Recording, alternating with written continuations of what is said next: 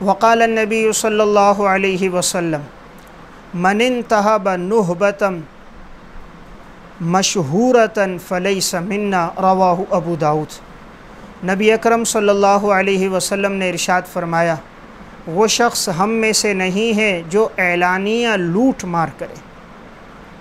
بات چل رہی تھی کہ ذخیرہ حدیث میں 20 ایسے گناہ ہیں کہ جن کے بارے میں لسان نبوت سے بڑے سخت الفاظ میں وعید بیان ہوئی ہے کہ ایسا شخص ہم میں سے نہیں ہے۔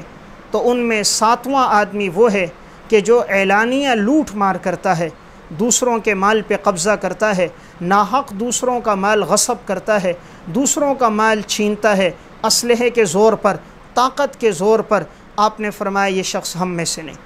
اسلام کا حکم یہ ہے کہ دوسرے کے ساتھ تعاون کیا جائے، نہ کہ دوسرے کے مال پہ قبضہ کیا جائے۔ اسلام نے ہمیں اس بات کا درس دیا، مشکل موقع پر کسی کی معاونت کی جائے، یہ نہیں کہ کسی کو مالداری میں وسعت میں دیکھ کر اس کے مال پہ ناحق قبضہ کیا جائے، اس کی شریعت میں کوئی گنجائش نہیں۔